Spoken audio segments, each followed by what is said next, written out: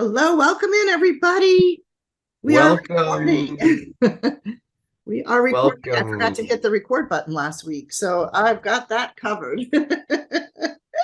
Yeah, we're double checking, and Yeah, thanks for bringing that up because I'm looking here, seeing recording, so I know that we're recording. I put a reminder on my little tabletop device at 12:59 to hit that button. So Well, welcome. we all make mistakes, and yeah, and it hasn't happened very often. It's pretty Oh, rare, but it's yeah, pretty but rare. Yeah. every now and then we'll forget to hit that record button. So Oh, as we say to people, make sure you're there live because just in case.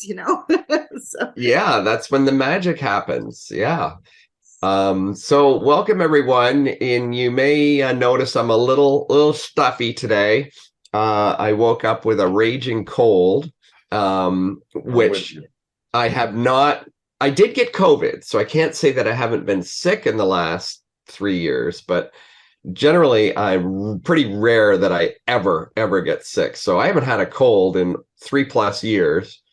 I did have COVID in the middle there, but it was I battled that pretty easily. But anyhow, hang in there with me because you're gonna hear it. If I run out of voice, I'll just throw it back to you guys. You guys can finish okay, the sounds good. meeting, and you can tell me what we need to be talking about. So let's dive in, Jamie. Unless you got any housekeeping tasks that you want No, to, no, just no. just saying hi to everybody. Glad to see all the smiling faces. Awesome. Yeah, always.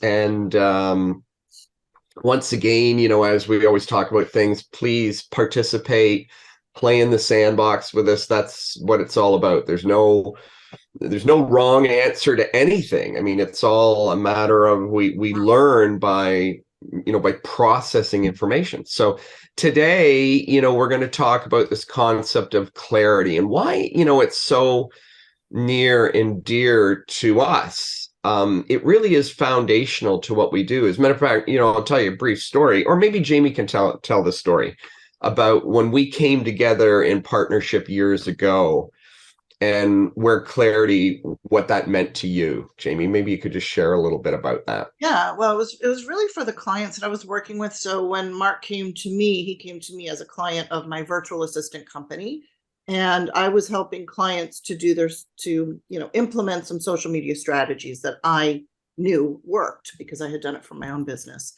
Um, and so Mark and I came together and we tell the story. We kind of filled in each other's like missing pieces because what I said to Mark was I was doing this work for clients, and his question to me was, are they clear on exactly who they serve? And I felt that they were.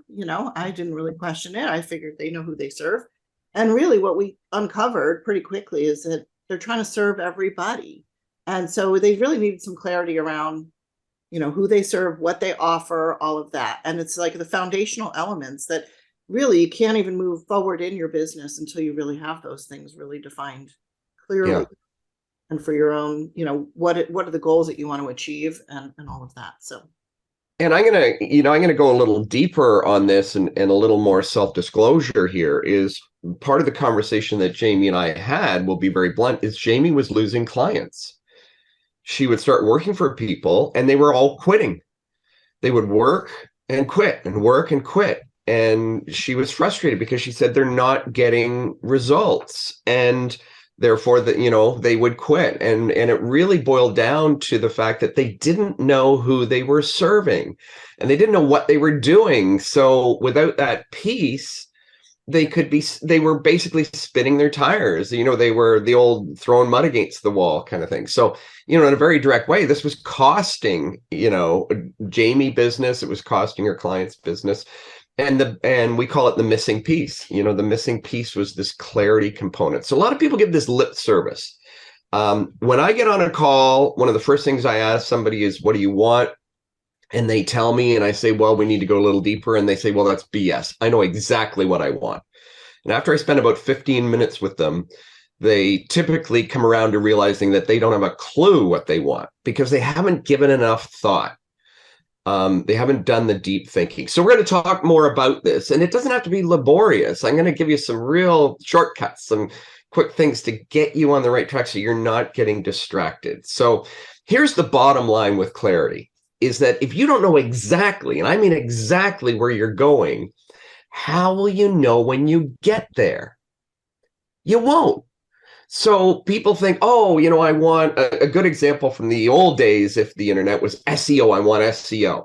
You would go, well, why do you want SEO? Well, I want tens of thousands of people visiting my website.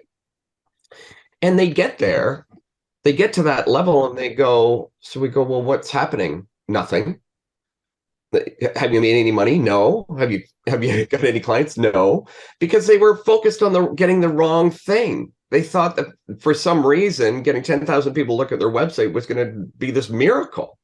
But it wasn't, because they were looking for the wrong thing. They got there, but they were standing on the wrong mountain.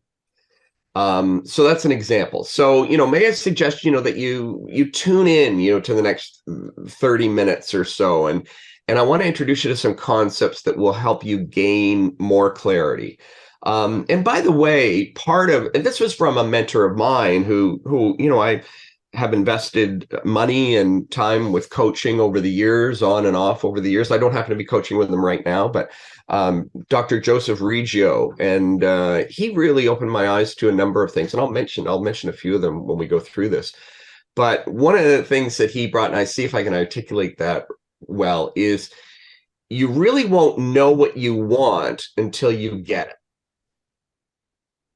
And I thought, well, that's kind of powerful, because until you actually have it, you're not sure. And that's why it's a constant state of evolution. Everybody thinks, another mentor of mine, Rich Sheffrin, talked about the destination disease. Everybody thinks, once I get there.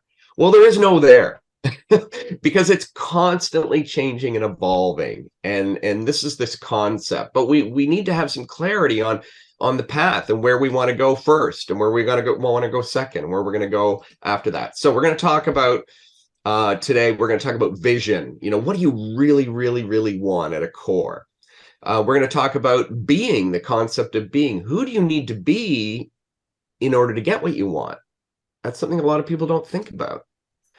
And doing comes from our behavior. What do you need to learn? What behaviors do you need to learn and master in order to get to where you want to go? Of course, as always, we've got a gift for you at the end. So stick around.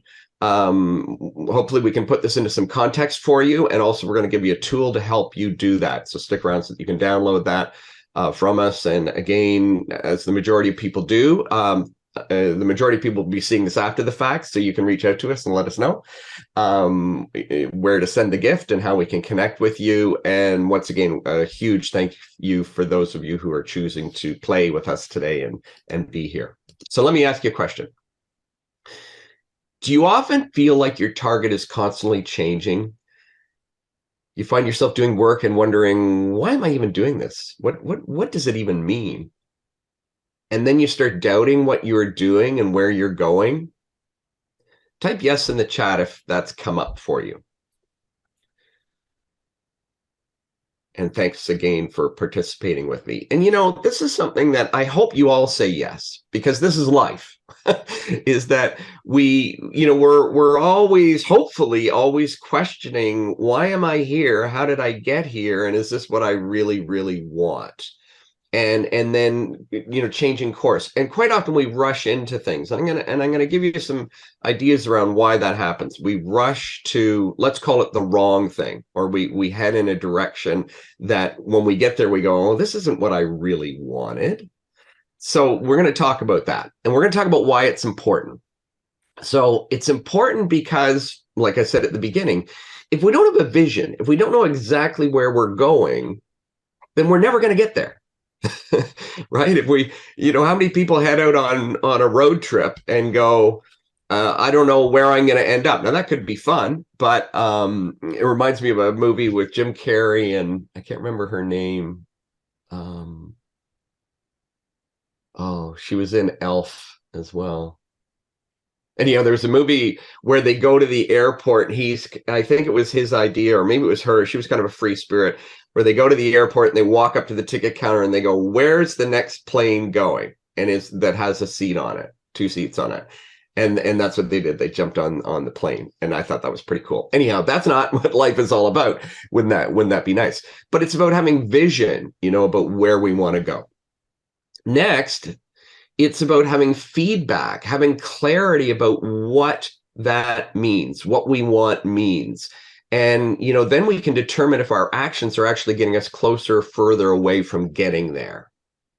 Right. So it's that, Natalie, I think I shared, you and I were talking about that story about, an airplane. It's an old story that goes way back. And I know Ralph and Johnny would have heard this probably from Zig Ziglar or Brian Tracy or something. But the idea that when a plane takes off from New York and is going to LA, it's off course 98% of the time.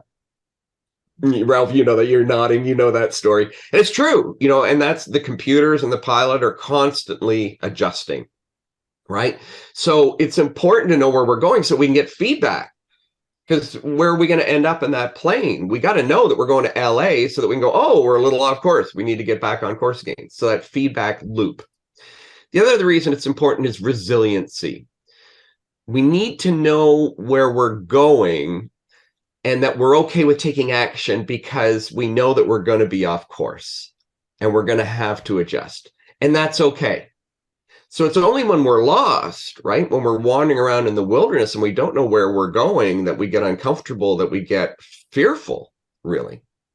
But if we're on track and we go, okay, I'm off track right now, but I know how to get back on track. I know the things I need to know because I know where I'm going. So first things first, before anything else, you need to be really clear on this. What do I really, really want from life? Now, I know I've had conversations with all of you, fortunately, on this call, and I know that when we think about that, it goes to a deeper level. Very often, what we want from life in terms of what we really, really want, it goes beyond ourselves. We transcend ourselves. It's typically not, oh, I want money, I want a car, I want fame. It's often about contribution, if you really think about it. So for those who are in relationship, we want something because we really want to support our spouse or our partner, and there's something specific about that drives us. We maybe want to care for our children. We really want a great life for them, but it's about that contribution. And we need to go even further than that, because if we get that in place and that idea of a secure family life, let's call it, then the next step beyond that was, what do I really, really want for my clients? Like, don't we all want our clients to be successful? Don't we want to see them win and be healthy and happy and moving forward and getting the results that they're looking for? Really critical. And then what are we contributing to the world, if you will, or our world, we could call it? In other words, what legacy do we want to leave behind? Sometimes our legacy is our children. Right? Sometimes it's being able to help our children learn from our mistakes, and also to help them not make certain mistakes or achieve certain goals so that we can leave that legacy behind. Sometimes it's bigger than that. Sometimes it's something that really is quite large. And sorry about my phone here ringing. See if I can silence that. There. Sorry about that. So this idea of contribution, though, I really want to hit home on that. Obviously, I have, and let you know that, because only when you do that, then can you move forward to making it happen, which is designing a business that works. Now, before we even consider business design, though, and this is, I think, a big gap, a big mistake that a lot of people make, is they say, I know what I want. Now I want the business that I'm going to design a business that's going to achieve that, or I have an idea around that. But there's a pause in there. There's a moment when we have to stop and think. And this is what we need to think about. Who do I need to be in order to have that? Actually becoming that person. So who do you need to be in order to have what you want? Who do you need to be in order for getting that to be inevitable? So think about, what comes to mind to me, not that I like the man as a person, but I think of Elon Musk. Who did he need to be in order to make that rocket ship that was going to take off and land again on Earth? he had to be somebody different. He had to develop certain behaviors around that in order to make that a reality. So who do I need to be in order to have that? A really important question. Who do I need to be in order for that to be inevitable? Because it's only through changing your behavior, and your behavior is the doing component. I know I'm getting a little heady here. It's only through that that you can become the person you need to be in order to get what you really, really want. Now think about this. This is attributed to Einstein, and there's lots of debate as to whether it's true or not. And I know there's a phrase, it's not this exact phrase, but the idea that Einstein said, but I think he said something around problems can't be solved by the same level of consciousness that created it. Therefore, we have to raise our level of consciousness. Obviously, we need to be educated and get change our consciousness in order to solve a problem. But a lot of people paraphrase it like this: doing the same thing over and over again and expecting different results. So to do what needs to be done so we can have what we really want, we kind of need to re-engineer or reverse engineer our behavior. Because it's in the doing. It's in the doing, our behavior. And by the way, I want to pause here and don't make the mistake of just doing. Being busy is the solution. And we need to think first. We need to have that destination really clearly mapped out and know exactly where we want to go before we can start to get into the doing. But it's in the doing. It's in our behavior. And our behavior is what we do. And if we keep doing the same things we've always been doing, we're going to continue to be who we've always been, and we will continue to get the same results. So unlike Einstein and others, it's not rocket science. And what we find in Jamie, and I come across this all the time, and we've talked to, well, Jamie, we could now probably say over 1,000 people. Thousands of people potentially. And we find that there are kind of three types of people. And we're now pretty good at identifying who will make it. We're not always good. It's lovely to get surprises. But we know that there's one type that will make it, and that 80%, 90% of the people that we talk to won't. And here are the types of people. I'll talk to you about them in terms of students. In terms of students, they think, they show up. You guys are an example. They show up, they take notes. And more importantly, not only do they take notes and thoughts, but they take action. They do. So they actually take what they're learning and they take action on it. They try it out. They test it. And they don't worry about, like a lot of people who get caught up in well, I'll do it when I have this in place. Not going to make it. So they err on action versus worrying about whether it's going to work or not. So in a previous webinar, we talked about this idea of, instead of thinking about it and then doing it, reverse those two. Do it, then think about it. Natalie and I talked about this, I think, the other day. It's about being, learning to be spontaneous, like learning to act quickly, and then think about it afterwards and go, okay, did it work? What worked? What didn't? Did it get me closer to my goal? Now, obviously, the action has to be, let's take the airplane. A pilot's not going to go, oh, I'm heading to LA. Let's go ahead and head to Boston. You're not going to start readjusting the plane to go in that direction. So you need to know where you're going, and then you're going to go, well, I think if I do this and this, then maybe I'll be more on track to get to LA. Well, maybe he overshoots it, right? Maybe the plane then starts to go towards Seattle, and then he brings it back again. So you need to know where you're going, so that action you take is a guess. I think this might just, this is an idea. Boom, I'm going to try it. Now I'm going to think about it. Did it get me closer to or farther away? And then we adjust again, and we adjust again. The second type of person agrees with principles and ideas like what we're talking about today, but they delay. They delay taking action. They procrastinate. Usually fear comes up here, and even if they don't recognize it. And they wait until they're ready.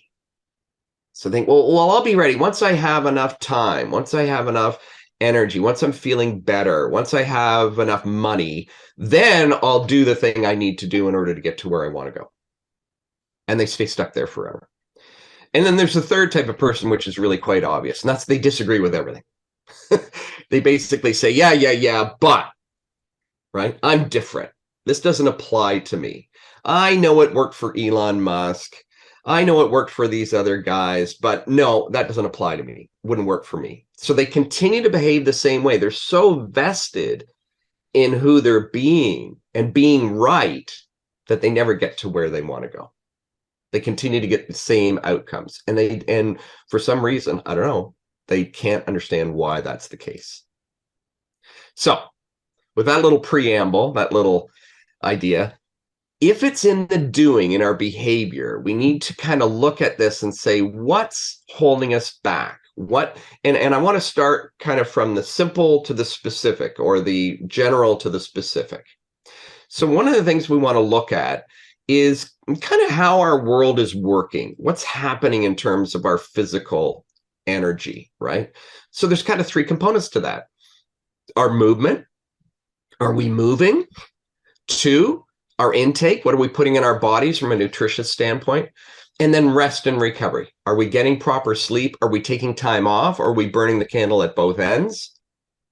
These are 3 critical components that you want to think about.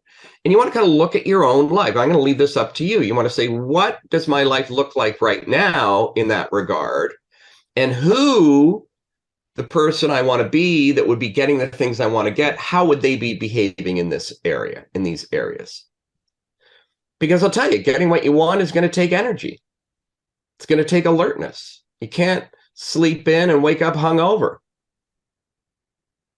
You got to be able to take care of yourself, and you have to take care of that physical body. I know, Jamie, if you don't mind my sharing a quick story, Jamie had a health crisis a while back, and it was a real wake-up call for her. Jamie's a diabetic, by the way. And this really put her on the path of, the programming was, and a lot of people are like this, I hate exercise. So remove the word exercise and just put the word movement, taking care of your body. So now Jamie walks every day. She's feeding her body the movement that it needs. And it's amazing, isn't it, Jamie? Like, what you notice when you start doing that habitually. Yes. And I want to just pop in here with like the 4 B's that I'm presently present to. Brain, which, right, you're feeding your brain. So then biology, then balance, and business. So those are the 4 B's. And I try to put those into play even when I'm doing my hate exercise walking. I listen to some podcasts about business, right? So I'm feeding the brain, I'm doing the biology, I'm finding the balance, and I'm working on business. So those 4 B's are really helpful. I love it. And it's amazing when you, when you do that, like when you combine like cardiovascular movement, for example, with having earbuds and listening to a podcast, or for me, I do it on a machine, so I'm able to read.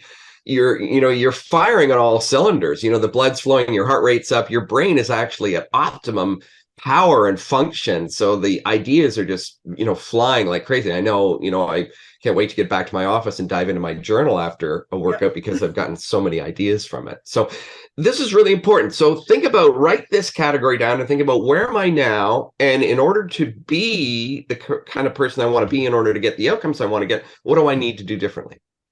Maybe you need more sleep. Maybe you need less. Maybe you need to be taking some time off. Have you ever had that? I know I had a teacher not very long ago, a few months ago, and we were working on some stuff, and I was just really working hard on it. I couldn't get a breakthrough. And he said, okay, here's the game plan. This is what's going to get the breakthrough. He said, turn off your computer and don't come back until Monday. This was on a Friday, I think. He said, that's your order. You're working. That's how you're going to get the breakthrough. It was great. It was brilliant. It was the slap that I needed, to step away.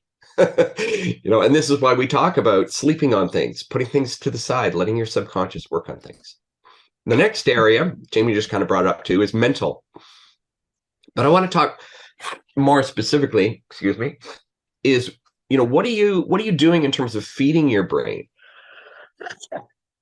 Oh, sorry, I should have muted for that. That was kind of rude. I apologize. But what are you reading? What are you putting into your brain? Are you reading tabloids from the supermarket. You know, how are you feeding your brain? What are you watching? Are you watching, I'm not going to call anybody out on this, but are you watching, the Desperate Housewives series and things like that? Not Desperate Housewives, but what do they call it? The Real Housewives. The wives of, Yeah, the Real Housewives of, the Real Housewives. Like, what are you putting into your brain? And these are opportunities to shift that out. The beauty of the internet and YouTube and Netflix and everything else is we have a tremendous library available to us now. So I would encourage you to start to shift out and start to watch documentaries, start to watch biographies about powerful people that are somebody that you can emulate, that you can say that I want what they have, study their behavior. What did they do? I'm not talking about Bernie Madoff, by the way, here. I just watched the Richard Branson on HBO, I'm still in the middle of it actually, but it's very good. I'm going to look for that one. Yeah. I'm going to look. Because really Richard Branson is, as you know, and I think I've talked about him before. I don't know if you know the story about him when he decided to start Virgin Air. He had Virgin Records, which was making a ton of money, doing really well for him. And he started Virgin Air and it was losing money hand over fist. He sold Virgin Records to raise $1 billion to put it into, I think it was $1 billion, into saving Virgin Air. Talk about guts, right? Would you be willing to do that? Would you be willing to cash in all your chips, the sure thing that's working, in order to make your vision come true in the next plane? Powerful stories. Powerful example of somebody to emulate. So what are you watching? What are you putting in your brain? And maybe you need to turn it off too. Maybe you need to stop watching so much, and start thinking about things that you can put. And what are you listening to? What kind of music are you listening to? What kind of words are you listening to? Are you tuning into podcasts? Are you even listening to music that uplifts you and is healthy for you? There's a lot of crap out there that's being, we're being bombarded with. What are we listening to? Are you listening to the news? How about getting Sirius FM or something like that in your car instead of listening to the news? How about not watching the news? It's just there to make you feel awful anyways. Social, another big one. Who supports you? Who do you want to hang around with more? And we need to think about family, friends, and public. And there are ways to do this too. Like, for example, and I'll use family as an example. If somebody in your family, could be an aunt, an uncle, it could be somebody much closer to you, if they don't understand your vision and what you're doing and where you're going, it's okay not to talk about it. It's okay not to bring it up, to let it be something that's a project of yours. And the same as they have the right to have their own projects and their own goals and their own things that they work towards.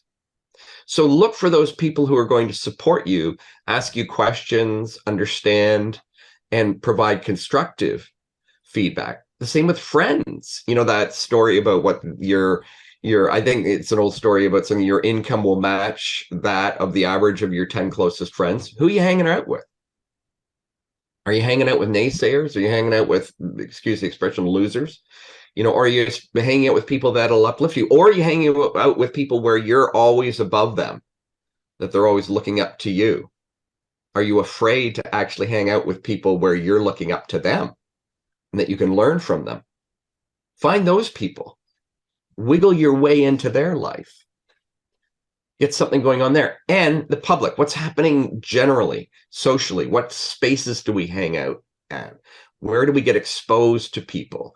Are we hanging out in places where people are very much into what we might call self-image and comparison, and it's all about the look, the housewives of look, and stuff, and it's all about the external? Or are we hanging out with people and in places where people are somebody that we can look up to or that we can appreciate? So these are some things to think about and to look at where you are now, benchmark where you are now and where you want to be, and start to make those subtle shifts, those changes. So here are a few behavior traits that I want to suggest. You want to develop your own, by the way.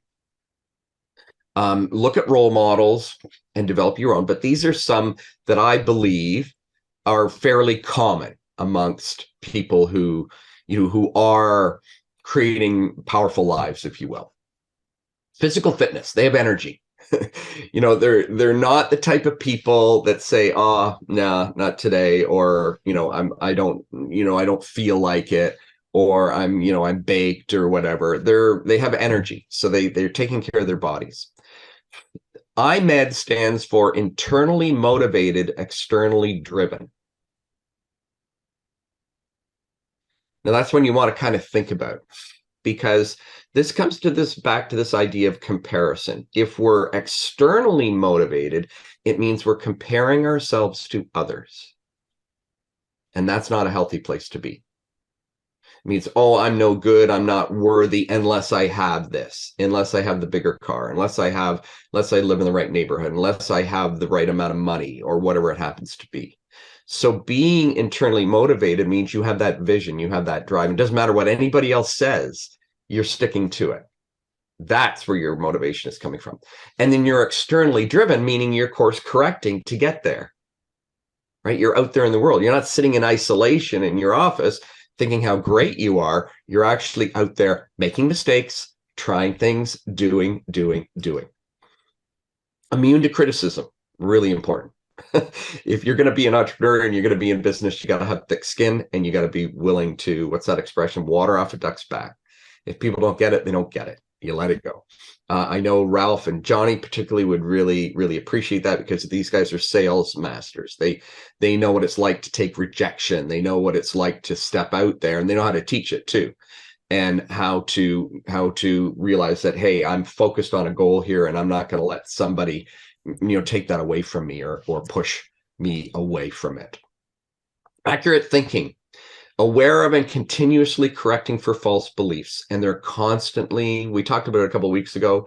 William James, I think, is the author, and the idea of oh, now I've forgotten it completely. It's back there in the bookshelf somewhere.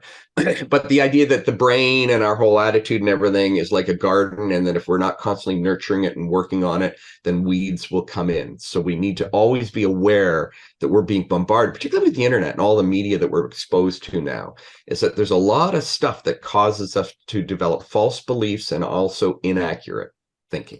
So we want to be aware of that and always course correcting for that. Confident in skills and abilities. You gotta have some confidence in who you are and what you're doing and what you're all about. A bias to action. We talked about that. You learn by doing. Do, then think. Courageous. Take risks. Ask for help. Course correct again. It all comes back to that. But this idea of being courageous is really, really important. Not to be a follower, but to be a leader. An unshakable belief in yourself, in your desire to serve others, and in the industry that you're in. Meaning, in our case, we're talking about coaching and helping others in that industry. Conviction, a whatever it takes attitude. I've got here James Bond. I love this. This was a guy, and again, forgive me, this cold is blocking my thinking a little bit. Zinc, Dr. J. Zinc. Really funny, brilliant teacher who talked about, I think he's still around, parenting skills and also healthy marriages.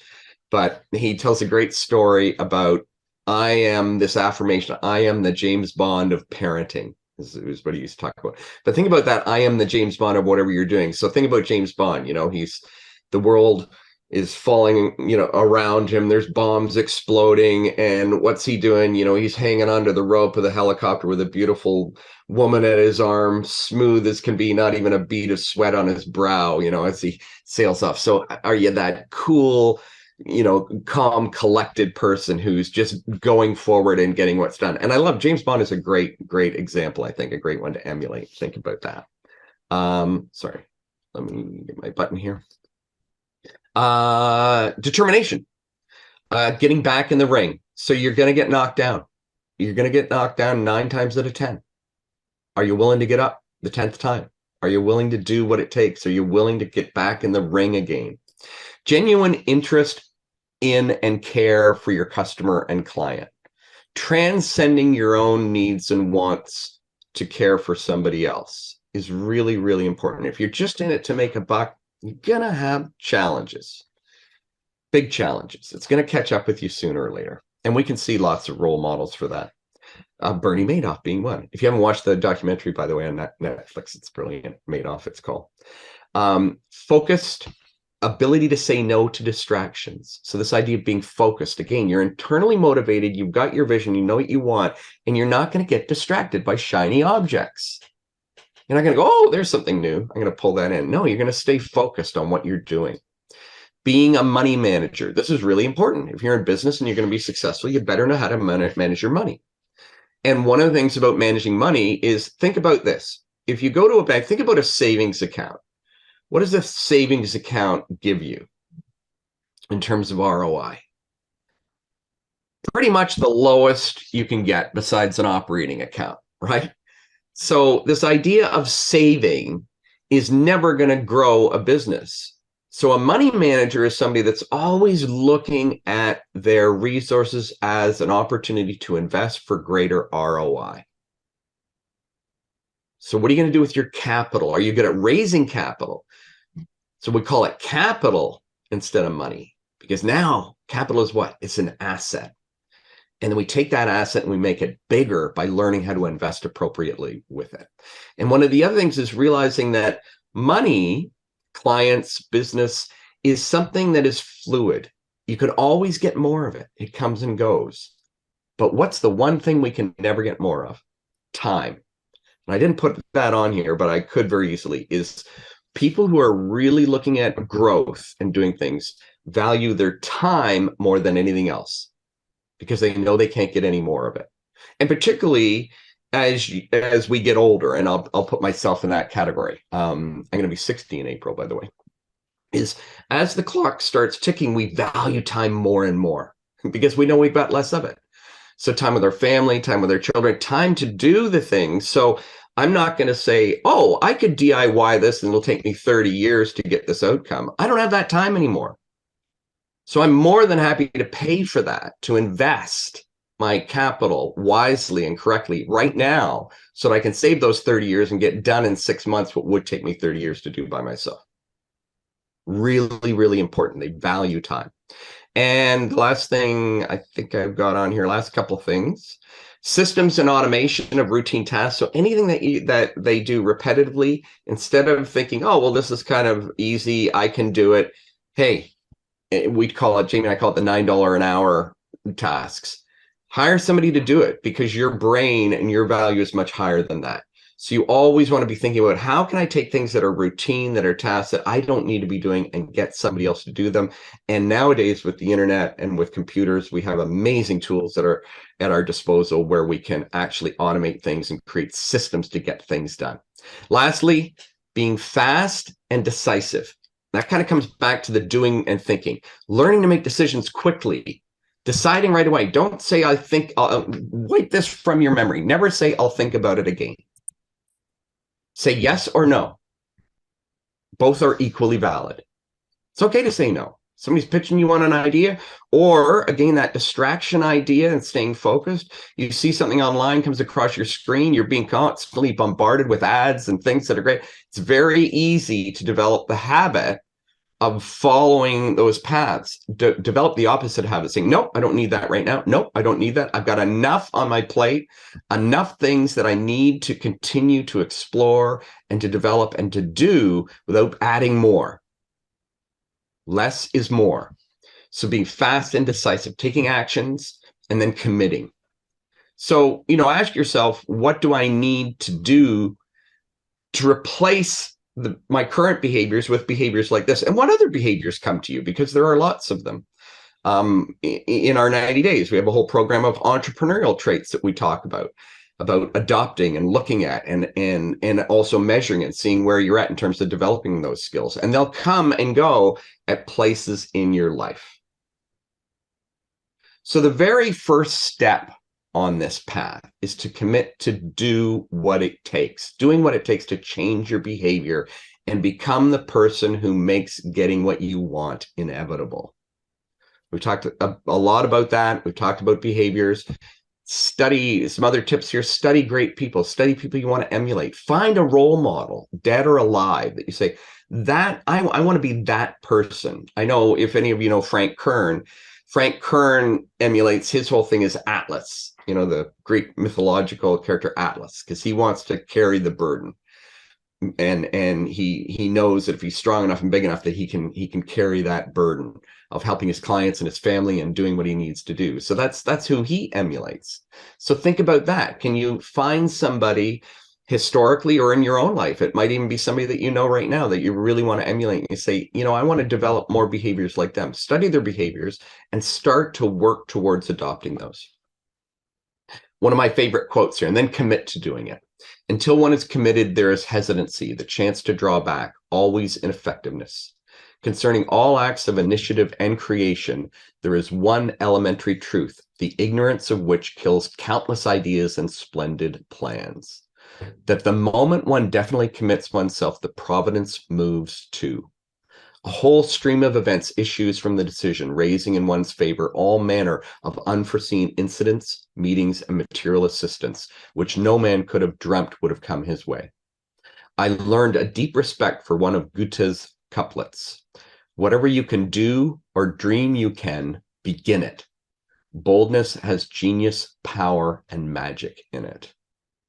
And that was written by W.H. Murray, who was the first person to scale Mount Everest.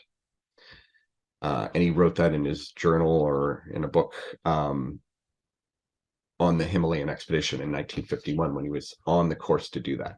So powerful, powerful concept. Commit and watch what happens. Let's put this into context for you. So this is that idea of clarity. It's the foundation of all business. So we need to have clarity in the beginning in order to build the skills and the tools. And it makes things a lot easier, by the way, when you have clarity. And I'll give you an example of this. When we have clarity on who we want to serve, then we know where they're hanging out. So we don't need to be everywhere. We come across this a lot. Jamie and I come along where people are totally overwhelmed and panicked because they're trying to be on the latest and greatest social media fad that's out there, because they're not clear on who they're serving. If they were clear on who they're serving, they know, oh, I don't need to be on TikTok. My audience doesn't even hang out there. I need to be over here on Facebook, or I need to be on LinkedIn, or I need to be here because that's where my peeps are hanging out. So there's an example of clarity and why it's so important to get clear on these things in order to move forward and build a business that works. So I've obviously dominated, as I always do, the conversation here. Didn't have a lot of questions in this one, but let me ask you this question. What are your takeaways from today's topic? We've covered a lot of concepts, with my stuffy nose and head here, but if we just take a few moments and talk about this and give me your highlights. You can go ahead and Unmute. Put those in the chat or open your mic and share anything with us. Go ahead. Yeah, I like the IMED. I've never heard that before.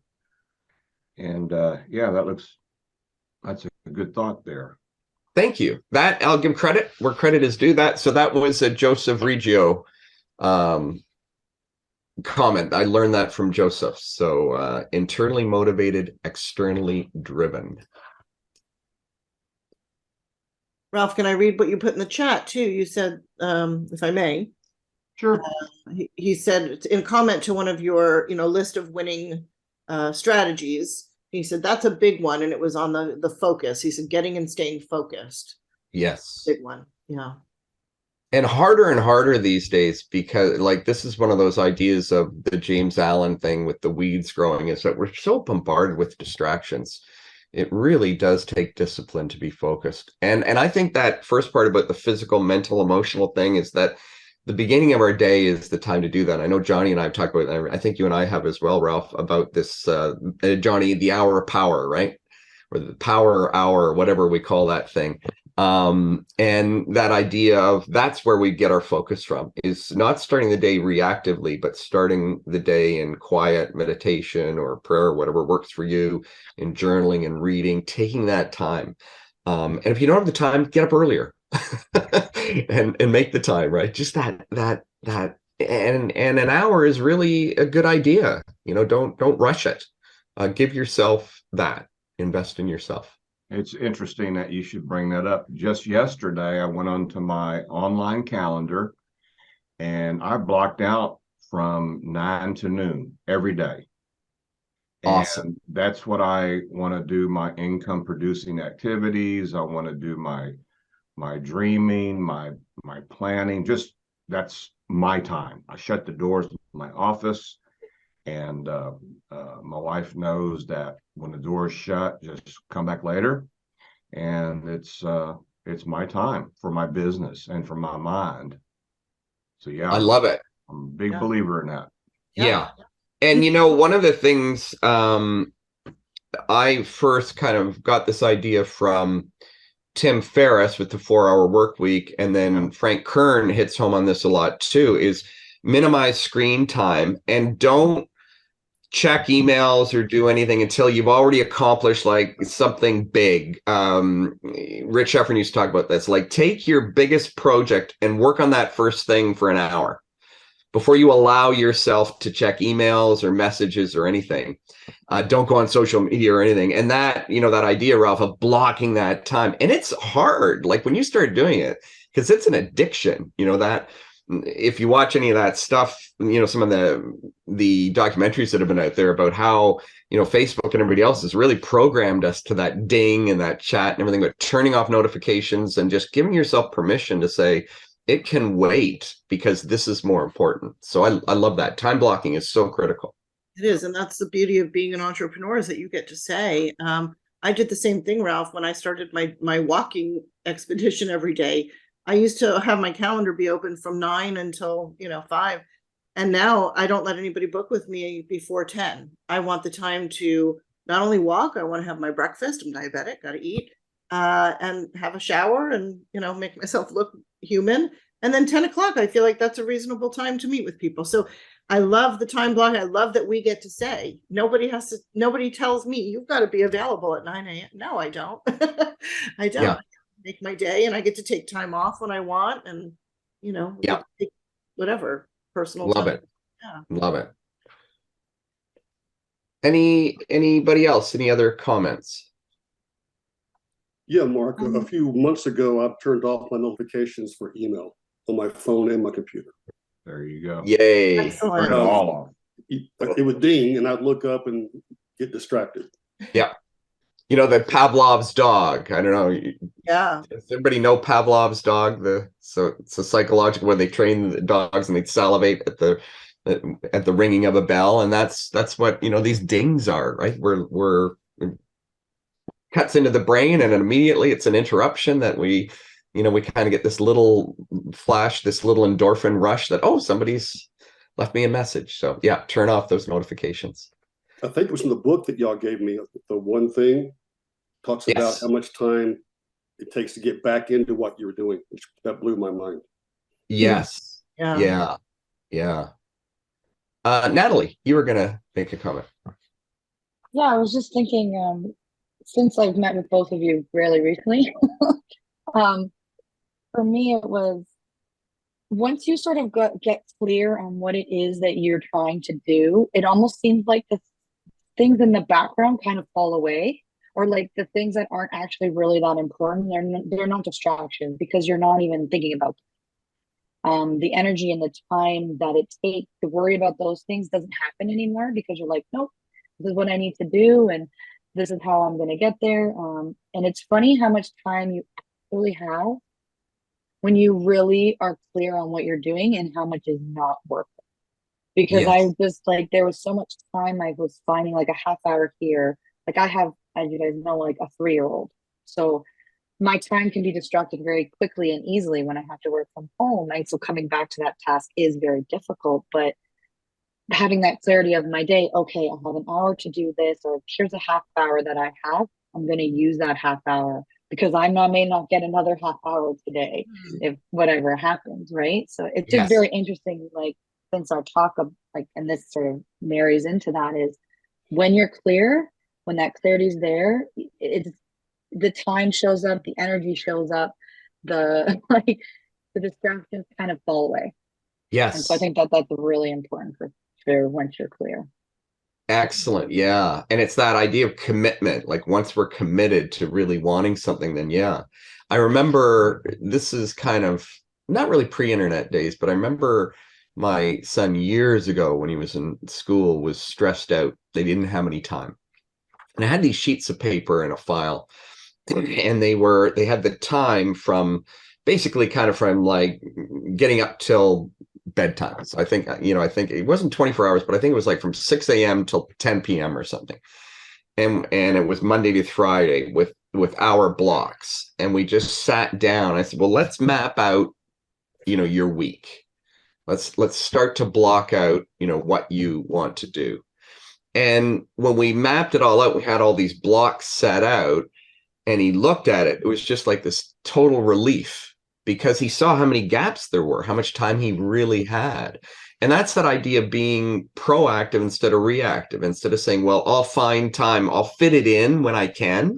Instead, it's no, this is for me, right? This is my time to do this. This is my time to do this. This is my time. And we can all do that no matter how crazy our lives are.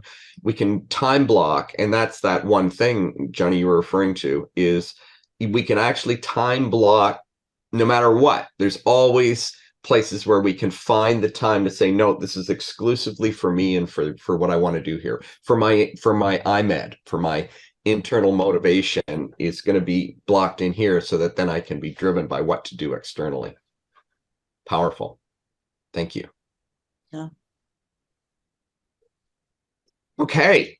So with that, isn't that a good topic? Because that, and I know I've probably given this away before, but in one way, form or another, but this is a really powerful guide called The One Thing. And this one is about your purpose. So these are simple steps to uncover your purpose and then build that into your goals. So we start with, your one thing, which is, and I think even in this booklet and in the book, they talk about your someday I'll goal. Someday I'm going to have this, and then how to break. And what the beauty of this workbook is, then it'll take that and turn that into reality for you. So instead of it being a wish, it helps you actually put together a plan to make it happen. So this is our handout, our gift for you today. And just let us know again. You can pop in the chat if you want us to send that to you. Just put one thing in there. If you're watching this at a later date, just reach out to us. Again, you can leave a comment because we're constantly monitoring the comments when these things are posted. But also you could reach out to us in a direct message on Facebook or LinkedIn, wherever you happen to see this, or you can reach out to us via the website or via email. So let us know if you would like this resource. And we highly, highly, highly recommend reading this book. Those of you who are clients know that this is one of the books that we send you. So you actually get the proper book itself from us. And those of you who aren't, then we really highly recommend this book, The One Thing. Powerful, powerful concepts. And that, I think, wraps us up for today. As always, if you're here as a guest and you're ready to implement a proven step-by-step method for creating a coaching business that earns you an exceptional full-time income, doing what you love, that's our focus. Without being stressed, overwhelmed, or bogged down doing things that aren't getting you the results that you want, then book a time to chat with us, and we'll talk about how that works, and we'll talk about a game plan to get you on board and make sure that we get you to where you want to be and get you what you want and make your vision a reality. And again, if you're seeing this at any time, you can put learn more in the comments section and we'll reach out to you and let you know how that happens. You could also, if you're seeing this slide, you can see that this will actually take you to, let me see if I've got it here. I think I've got the link on here. There's the link. That's actually on our website where that'll take you to a calendar. And no BS, no pressure, no slippery sales tactics. We'll just sit down with you and we'll chat about how we can make this happen and what might be standing in your way of getting what you really, really want. So thanks for participating, for being here. Any other questions, comments? Thank you, Mark and Jamie. Appreciate it as Thank usual. you, Ralph, Natalie, Johnny, as Thanks. always. Yeah, thank Appreciate you. you guys participating. Natalie, before we go, I want to check in with you. We had a chat last week and we did some shifting, I hope. Very much so. I'm sending you an email today. I just, any comments on that? Did you feel a shift over the weekend? A very big shift. It completely changed sort of how I was looking at things, and just the whole, like, the weight that was lifted off of me, and I was actually able to like focus and be able to say, okay, this is what I'm really looking towards. This is what, and I've looked up a few things, and I'm working towards something to gain more capital. Great. Awesome. Yeah. Awesome. Thank you for sharing, Natalie. It was a pleasure Yeah, to. for sure.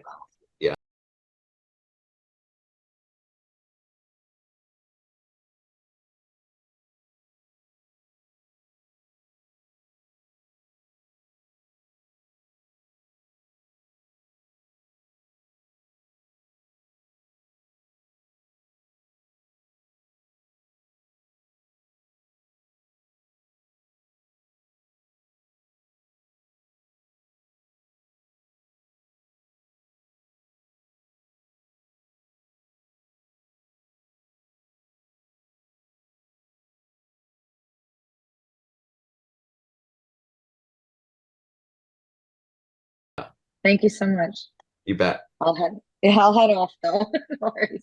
We'll see you Okay, soon. we're going to transition to our implementation call with our clients now. So we thank you all for being here, and everybody's gone now. Look at that. Click, click, click. All right. So I'll still keep the recording going. I'll just splice it. Yeah. Yeah. And let me just I had to hide my screen here. I'm going to stop shared. There we Johnny, go. Johnny. Jamie and I were just talking about you this week. Uh-oh. Well, we know that you're I have an alibi. getting to that transition point where we obviously want to start doing some outreach and get some messaging out there in the marketplace and start to test things, and the we're close to getting the rubber to hit the road. And so catch us up where you at, and You were working on the website. anything at all that you're wondering about, or questions, or things that you want to move forward on, or help you need.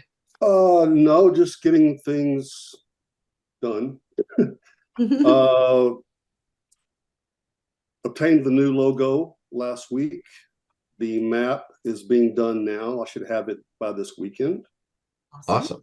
I got a hold of my web designer, and I'm doing edits now to get that reworded and simpler. I have repackaged myself on LinkedIn with some different wording and messaging, making it more about the client, less about me. Awesome. That's about it. Doesn't sound like very much, but it is. That's a lot. That sounds like a lot, actually. That sounds like a lot to me. That's a long list. Yeah.